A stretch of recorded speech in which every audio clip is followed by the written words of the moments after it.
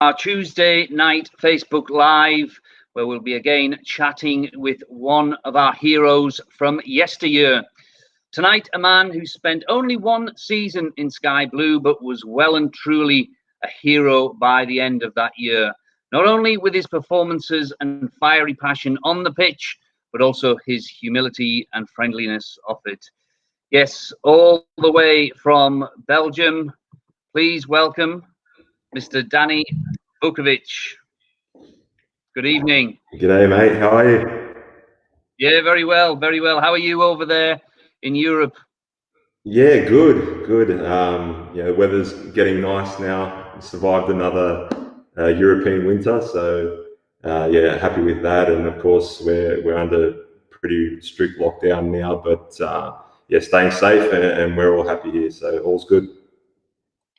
And the football itself, I know Belgium were the first league in the world a few weeks ago to decide to cancel the remainder of their season, but is there any prospect of that getting back underway? Yeah, we find out on Friday what's going to happen. It's not looking good.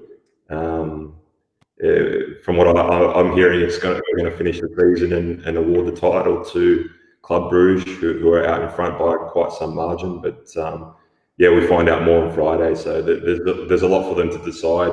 We have promotion relegation over here as well, and teams aren't happy that they would be relegated with more than 10 games to be played. So a lot to be decided. Yeah, certainly. And for you personally, I know you've had a little time out of the game. How was your injury? It was an Achilles injury that happened in pre-season last year in Belgium. How have you overcome that?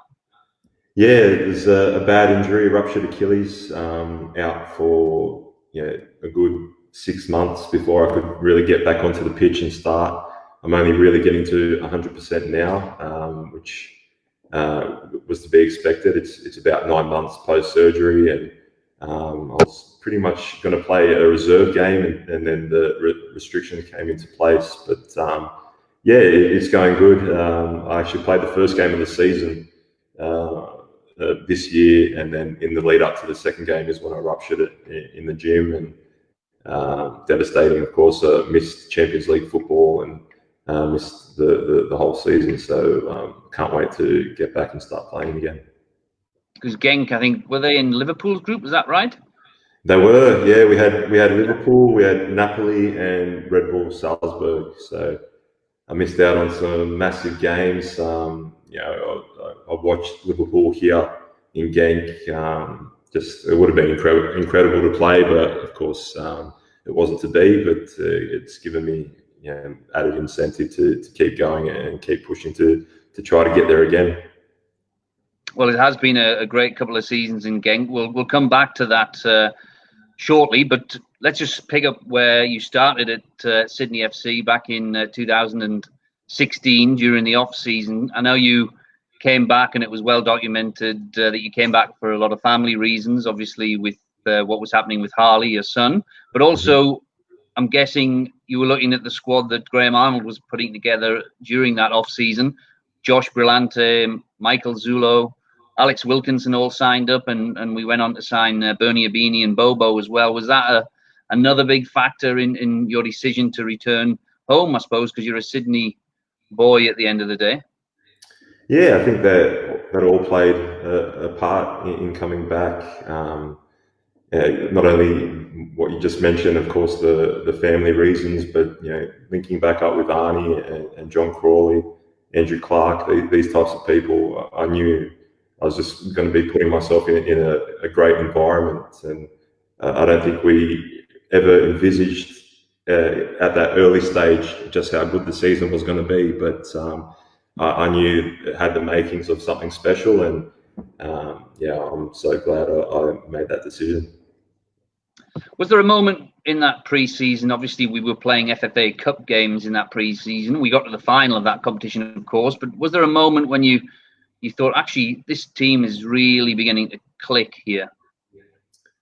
Yeah, maybe not so much in that pre-season. I think actually one of our first games was against MacArthur, who weren't even in the NPL. I think they were NPL 2, and they beat us 1-0. So It wasn't the best start in pre-season, but it maybe gave us a kick up the butt that we needed. But yeah, from there on in, it just was amazing. A few good results in the FFA Cup, and then the way that we started the season was just incredible. Yeah, I know you mentioned to me just before the FA Cup run. I think the first game, or the first competitive game of that season, was down in Wollongong. You remember that one against the Wolves? Yeah, as I mentioned to you before, we had a good win. I think Matty Simon scored 2 goals that game, and I think I had a pretty solid game. And celebrating with our supporters, it was the first time I actually played in front of them. And we were thanking the supporters, and I just remember one guy abusing me, like he was still holding a grudge from all the other times I played against Sydney FC, and he gave me a pretty hard time that night. But funnily enough, at the end of the season, he sent me a message on social media thanking me and apologising for the abuse that I received. So it was nice that I could change his opinion on me, and I didn't hold a grudge or anything like that. I get it. When you play against someone's team, you can sometimes rub them up the wrong way. But I'm happy I changed his opinion. I think if there was anyone else as well in that Sydney FC fan base, you definitely changed their opinion by the end of the season. I mean, what a way to start it as well in the A-League. 60,000 people at ANZ Stadium. I remember there was a big build up to that particular game, especially with Broski talking up the derby slightly before the season launch, talking about the hatred between the two sides. Was that derby everything you kind of expected it to be when you finally played in it? Look, it was hard to really know what to expect. I played in a Melbourne derby, which was pretty fiery, but certainly not as many people. But the build up. I remember we had our season launch, and Broski was asked what he thought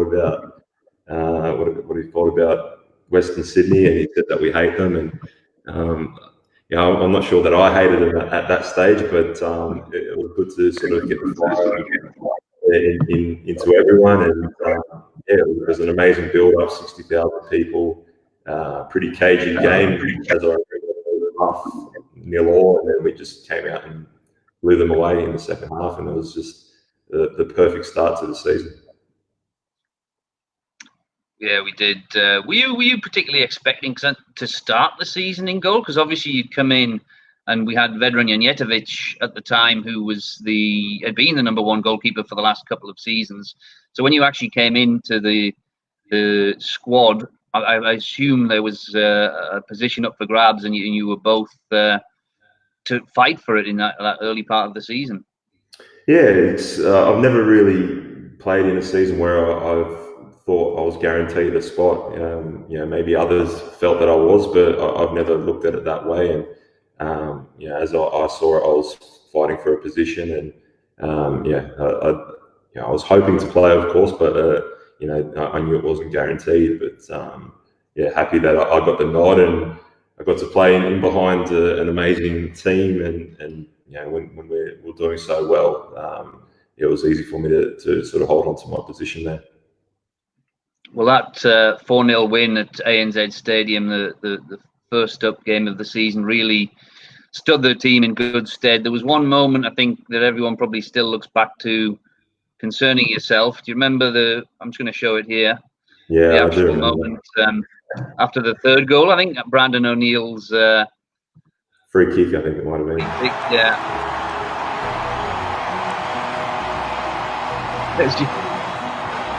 Picking Arnie up.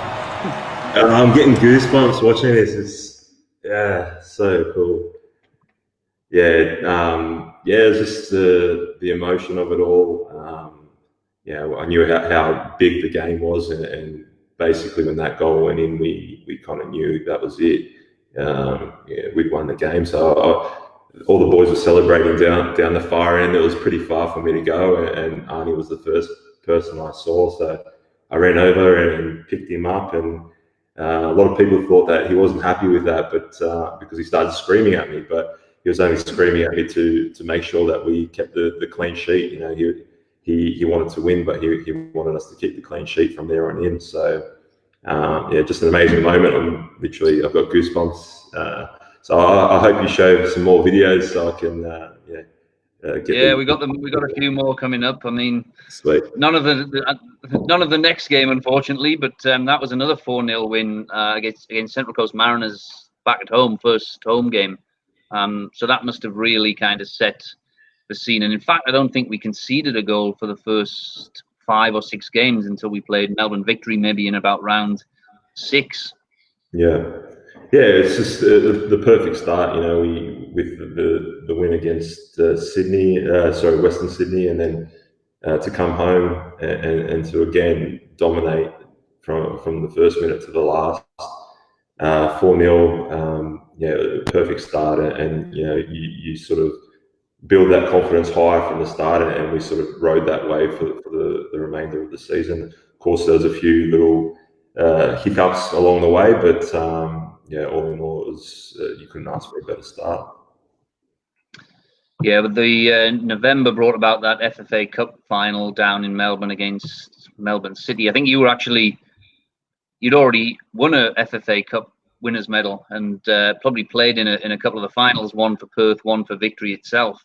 Yep. But then we played Melbourne City down there at Amy Park, and it was a pretty interesting game. I think you're remembered for a reason off the field with picking up the seagull, which got hit. Yeah. I think there was a few views of that on YouTube over the years, but how devastating was it? I mean, that was the first time that the club and the team had a chance to win something in a good few years. How devastating was it, and what did it do for the playing group going into the remainder of the season?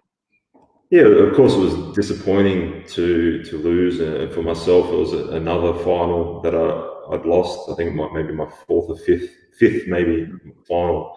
So yeah, you never want to lose a one-off game where you can win something.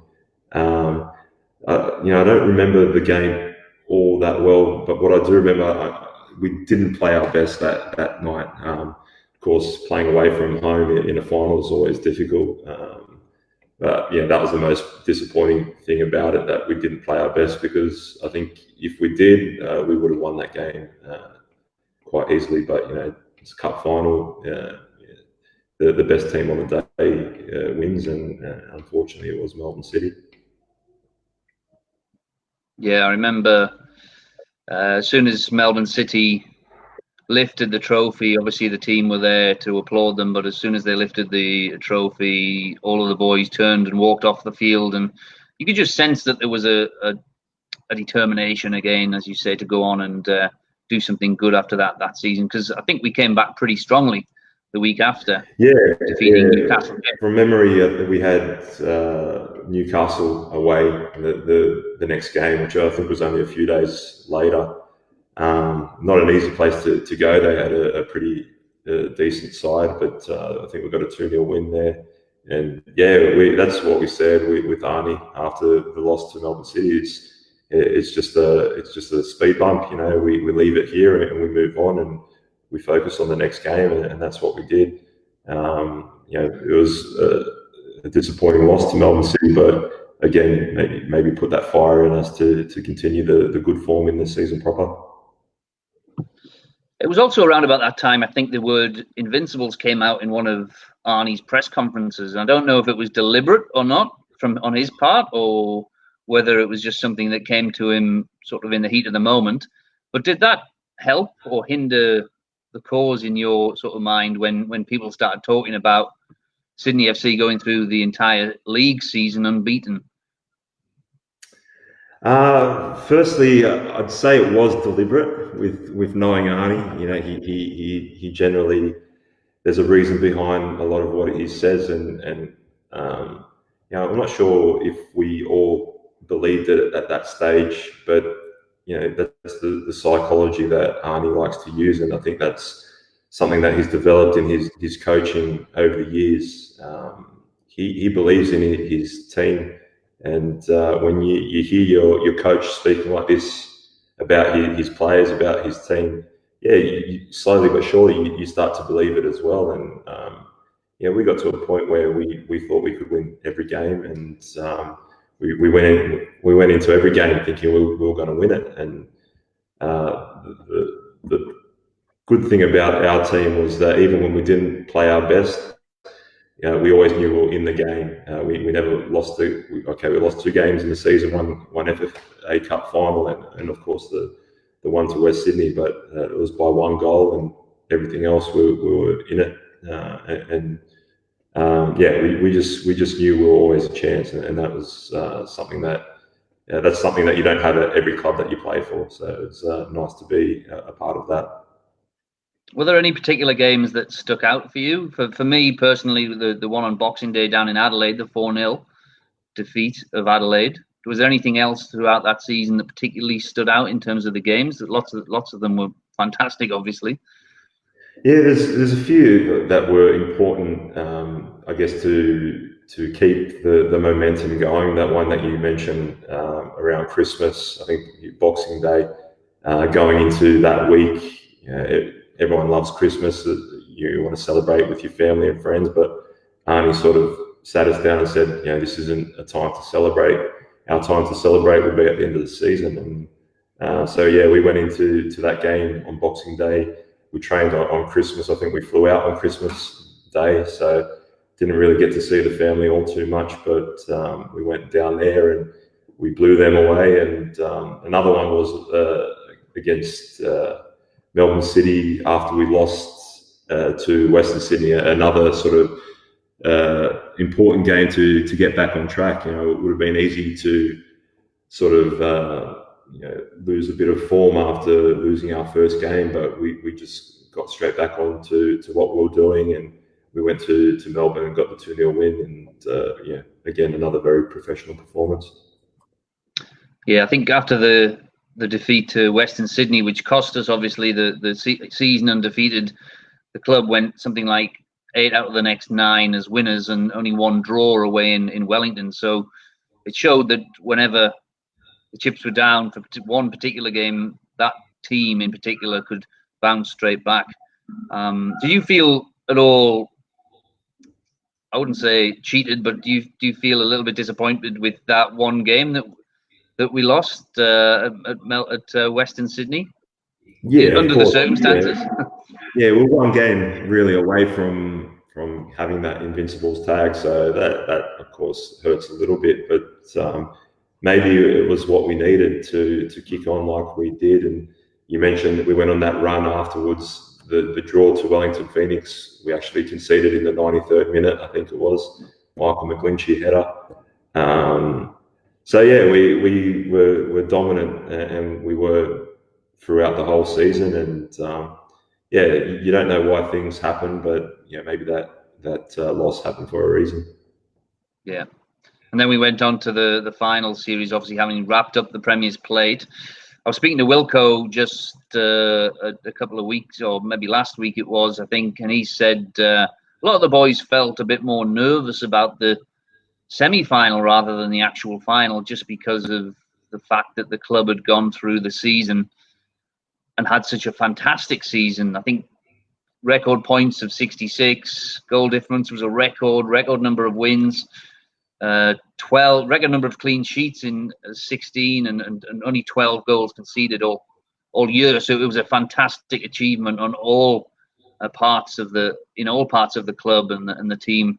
So then to go out in the first round of the finals, the semi-finals, would have just been complete heartache and so unfair. So he said he felt, and maybe a few of the other guys felt, a little bit nervous going into that one, more so than the actual grand final itself.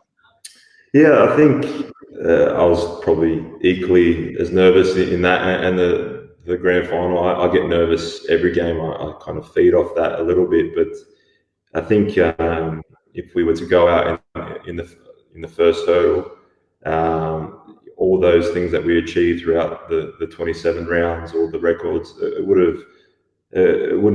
have meant nothing.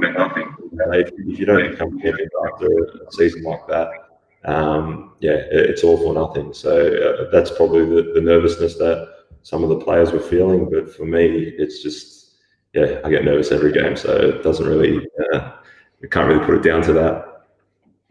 I actually remember before the grand final, lots of the media wanted to specifically speak to you, to speak to Wilco, to speak to Simo, Matt Simon, because you guys had all played in a number of different, as you mentioned before, grand finals. I think for Wilco, it was his 4th grand final. He'd lost 3 before that. Same with Simo, had played in 1 or 2 and hadn't quite managed to get a medal. But Arnie was very, very nervous himself about allowing you guys to speak to the media and to be talking about these things, because he thought it would put negative thoughts in your head. But was there any concern of yours at that stage that those previous grand finals might affect you on game day, or do you just put that out of your head? Yeah, I guess you put it out of your head to a certain extent. I was well aware of the fact that I hadn't won a title in the league, and always a little bit worried that I'd go throughout my whole career not winning a title in the A-League. And but yeah, when you get to the game on game day, it's probably the furthest thing from your mind. But yeah, and I feel for Wilco and Simo. They had the grand final where they were up by 2 goals in Brisbane, and they lost in penalties. So yeah, we've all felt a lot of heartache on grand final day. I've got the record for the longest suspension, and I got that in a grand final. So yeah, I've had some bad and dark times on grand final day, but happy with how it all ended with Sydney FC. Yeah, well, I think we all remember you specifically for this grand final rather than anything else. But what were you thinking when Berisha, who's probably a mate of yours from your time at Melbourne, what were you thinking when he put Melbourne 1-0 up in the first sort of 20 minutes? Yeah, I was not happy with the goal. It was kind of came from nothing. I think we were sort of on top in the early stages, and yeah, he's a class player. I think he scored quite a few goals in grand finals. He's a big time player, and yeah, when it went in, I probably thought to myself, here we go again. But I know that our team, as I said before, we always felt we were a chance against Melbourne, especially. I think we played them 4 times that season, and 3 of the times they went in front of us and never beat us. So, and playing in front of our home supporters that night, we knew that we were in with a chance. But yeah, to answer your question, I think I felt like here we go again. Yeah, I mean, half time. We got to half time. We didn't particularly play like we had been playing that season during that first half. But second half, did you sense there was a change in the way we were playing? And obviously we pressed forward a lot more because we were looking for that goal. Do you think it was definitely going to come, or was there a point where you thought maybe this isn't our year again? No, I think we all believed still. We knew the pressure was going to be on them. They probably stopped playing their football and try to maybe defend the lead, which is sometimes what happens in football. Subconsciously you just want to protect that lead that you have. And as I said before, playing in front of our home fans, that they were urging us on the whole game. And remember this moment.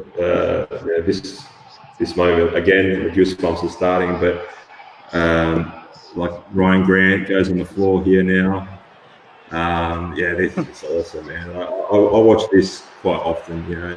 Every few weeks I'll chuck on the replay of this game, the highlights, and that one moment I've never heard Allianz Stadium erupt like it did in this moment. It was just an amazing moment. So good. It was so loud. We'll play it again for you, but the crowd were absolutely amazing that night. And do you think that potentially helped pull the boys through? 100%. It was a difficult, 60 minutes of the game and being behind for a lot of it. Look at Matty Simon celebrate this, and this is what I mean about our team. we had our starting 11, but our bench as well were amazing. You can see how much it meant to all those boys. And that was, I think, part of why we were so successful was not only the boys that were starting, but the boys that were coming on. Everyone played a role, and everyone knew they were a big part of the team. And just again another amazing moment, and during that season. But obviously, the winning goal didn't come, and it came down to penalties. And I don't know about yourself, but I'm assuming most people in the ground were very, very nervous. Did you have a plan, or did you? I know everyone has talked about the role of John Crawley in some of these penalty shootouts we've been involved in the last few years. But did you kind of have a plan of who you thought Melbourne might put up for a penalty taker and potentially where they might go? Yeah, with JC, he's meticulous in his preparation, and he kind of knew which way they were going to go or which way they like to go, and I think I went the right way 3 out of the 4 penalties. And it makes a big difference. You can go a little bit early as a goalkeeper in a penalty. You can cover a lot more of the ground. So yeah, Wilco missing that one. The poor guy, I knocked him out maybe 10 minutes before the end. I came for a cross and elbowed him in the face. Went the right way on that one. That was one of the nicest sounds, that ball hitting the crossbar. And yeah, I can honestly say I probably watched that replay. I've watched that replay at least 1,000 times, if not more. My poor son has probably watched it the same amount of times. So,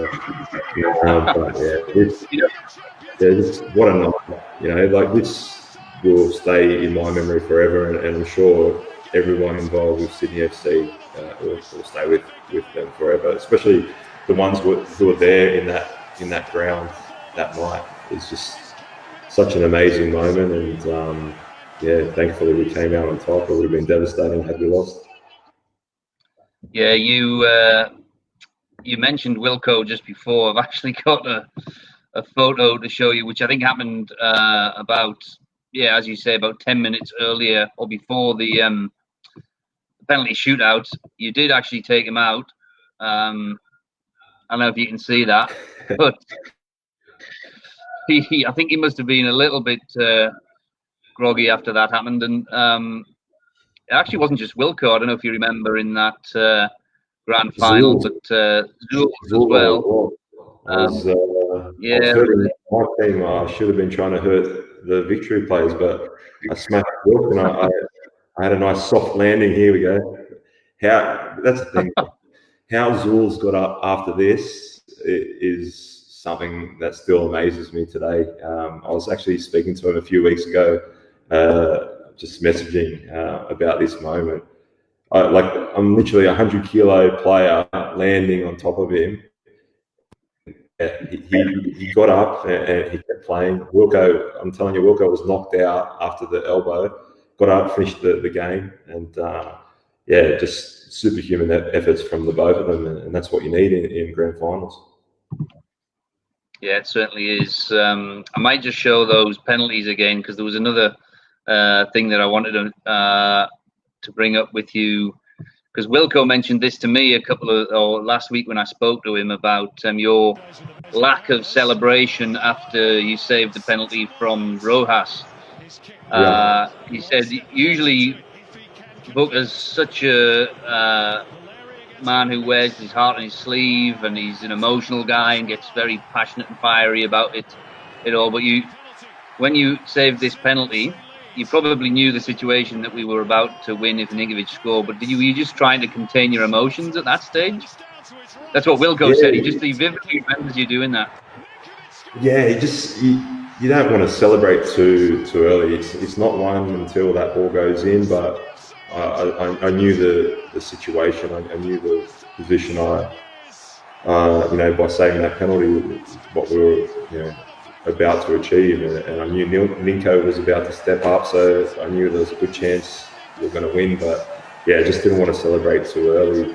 But yeah, the thing I love watching, as I said, I've watched it many times, but there's just a split second as he takes the penalty, Rojas, where the crowd just seems to pause for a second, when they're just waiting in anticipation. And yeah, it's such an amazing moment. Like I could watch this all day. I swear, it's so good.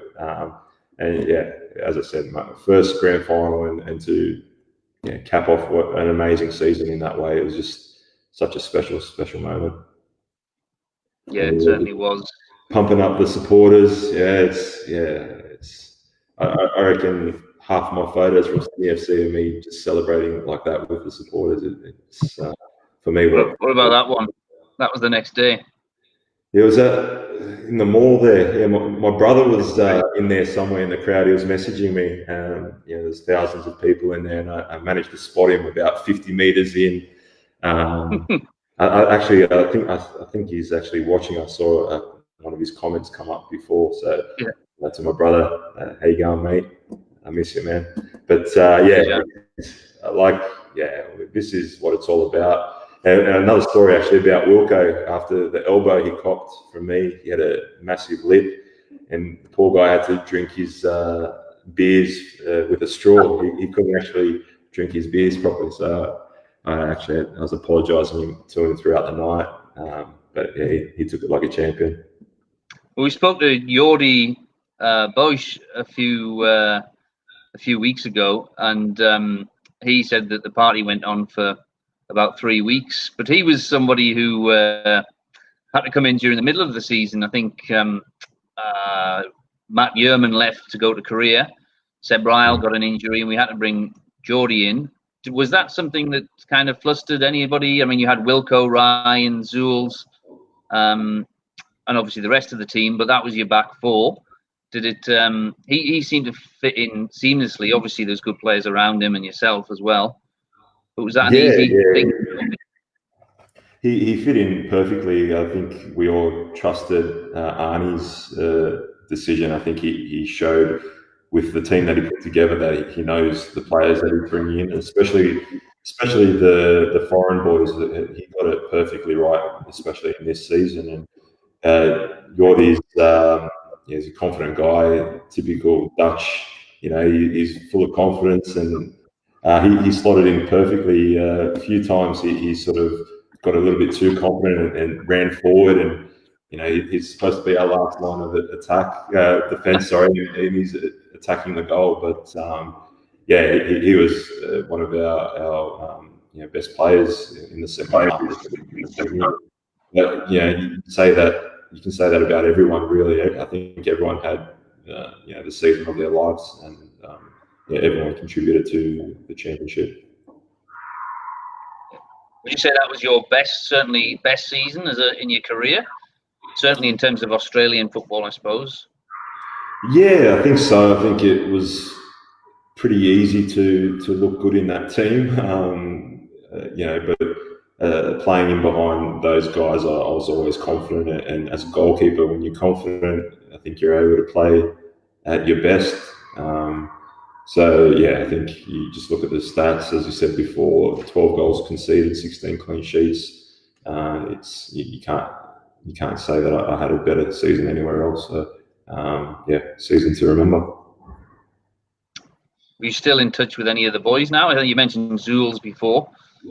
Yeah, every now and again, just through messaging and stuff like that, I stay in touch with how Sydney's going, and again, up until the break in the season now with coronavirus, they've been the standout, and it's great to see. It's great to see Steve Corica doing so well after Arnie leaving, and just continuing what Arnie started. Of course, he's brought in his own ideas and new players, but everyone's bought into it. You can see, and again, the best side in the league for me, from what I've seen anyway. And hopefully, the boys can go out and finish the season when it does start up again. Did you watch the penalty shootout last season, the grand final? I did. 2019. I was watching it live. It was amazing again, and for Redders to be so dominant in that, I was just so happy. Like Redders is a champion, absolute champion. Anyone that's ever spent a little bit of time would say the same. And he deserves all the success that he's getting now.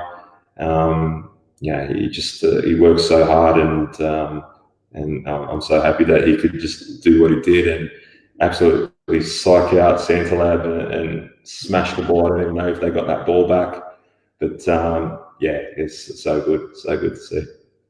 What did you think of the technique? Anything that? Yeah, I don't know if I can do that. What he did, but it worked, especially with the Santalab one. But again, I think he also mentioned how John Crawley was a major factor in that.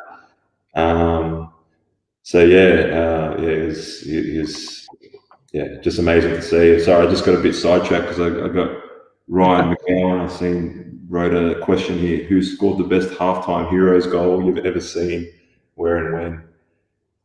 So Gowser, I haven't played with him at club level, but in the national team, got to play with him, and absolute legend. I'm sure everyone at the club would say the same, but he scored an absolute bomb. I think it was Asian Cup. I don't know which game. He said where and when, but he scored this amazing goal, and I think it's a volley on his weak foot or something like that. And he's like, that's it. I'm retiring after that sort of thing. Hopefully, scouts in the stadium, they got to see it. So, absolute legend, Gowser. Hope all's well with him.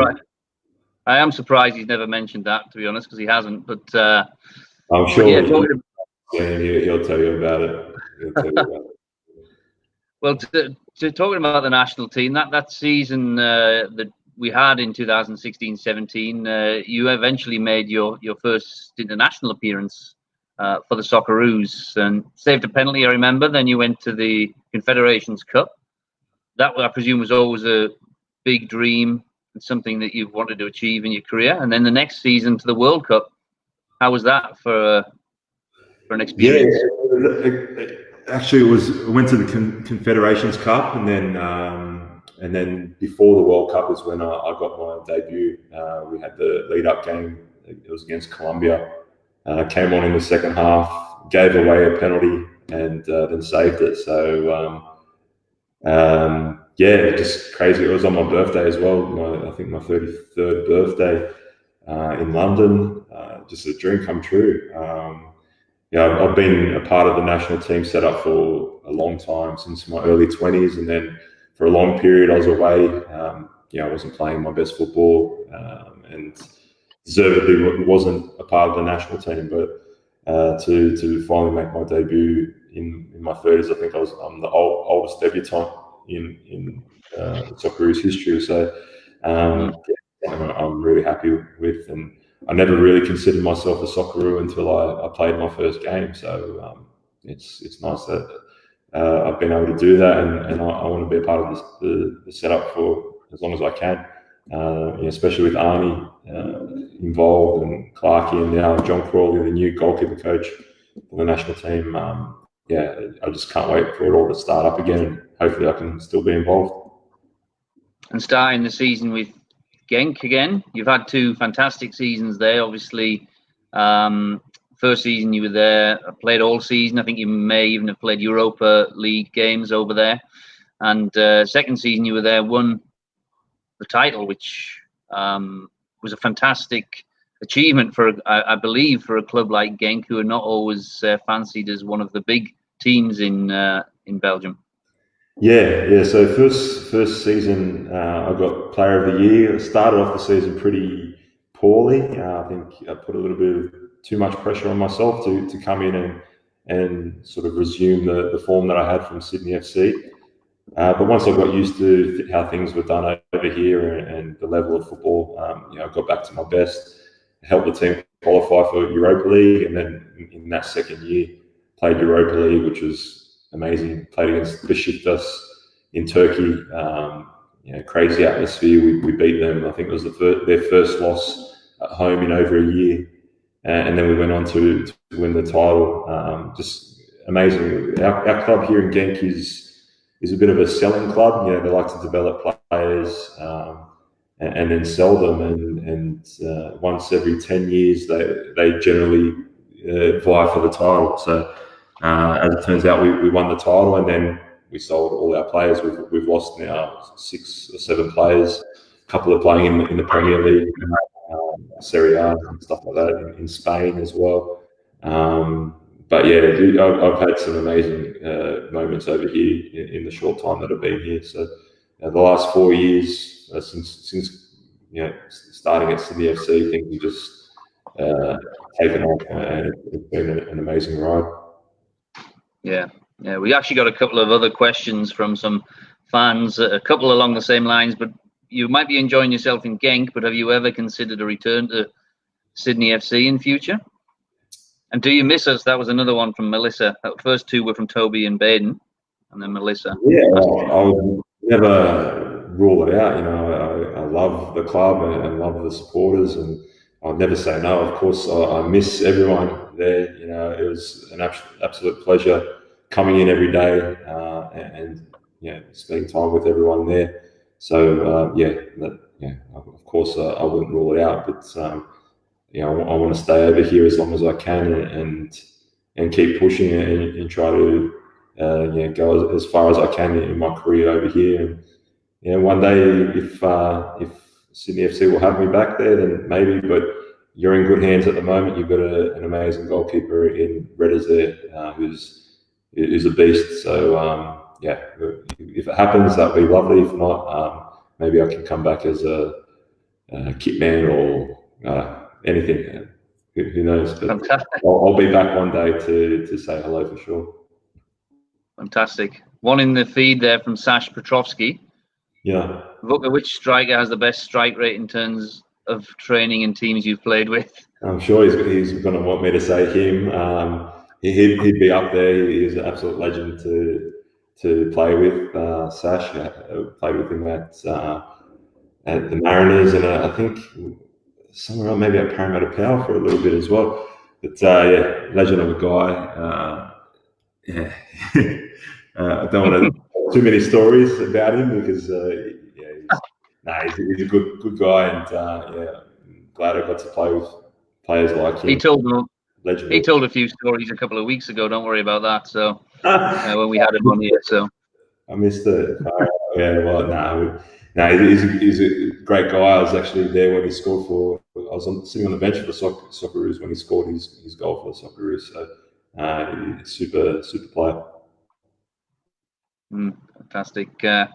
Another one from Baden. Who was your favourite teammate in your time at Sydney FC? Favourite teammate? All my favourites. I got on with everyone there. You had some boys that were really best mates. Like Sebryle and Ryan Grant were really close together.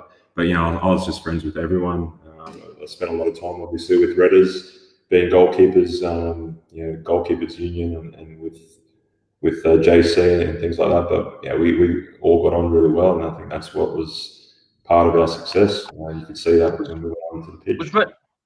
Was Redders your roommate that year? Who was my roommate? That's a good question. I'm sure I'm going to upset someone by not remembering. I think he might have been. Yeah, I don't particularly remember. I had a bit of a mind blank, but I wouldn't be surprised if it was Redders. Yeah, I remember he took the gloves when you and Ryan Grant went to Iran for a World Cup qualifier, I think it was, and it was the same weekend we actually won the Premier's Plate in Perth. Mathematically we won it anyway. We weren't presented with it, but you guys were watching that in your hotel in Iran. Redders did very well. We won 3-0. It's good, and I saw his story a few months ago. Came out that he was thinking about giving the game up, and I'm sure everyone's happy that he never did that. And it just goes to show what a bit of hard work and getting back with John Crawley, how important that is. And it was what changed my career around, and I think it's what's changed his career around as well. Yeah, fantastic. Well, we'll let you go, Vuka. It's getting on for mid-afternoon. You probably need some lunch. How are the family, by the way? How is Christy and Harley? They're all good? Yeah, all very good, very good. Harley's very healthy now. 4.5, well, almost 5. He's 5 in July. He thinks he's the boss. The other day he said he's the king of the household. So that's pretty much how it goes. He's sort of he rules the roost. But he's great. Christy's really good. Enjoying life over here, and we miss home, but we're all good. We'll be home eventually. But we'll stick out on this adventure as long as we can. Harley's a bit of a fan's favourite, I seem to remember, in Genk. At the end of games, doesn't he give them a wave? Yeah, he comes out onto the pitch when we win, and he celebrates with the supporters. Does a special little cheer with the supporters. They love him. We go around here and we get stopped for photos, and people ask to have photos with Harley because he's pretty famous over here now. So might have to get an agent or something like that. Get some more money coming in from him. You can start paying rent or something.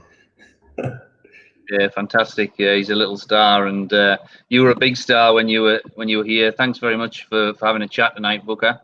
And like I say, we always look back on those days with huge fondness. Always welcome back here to come and watch a game next time you're home, and we'd love to see you. But take care for the remainder of your time in Belgium, and we'll see you soon.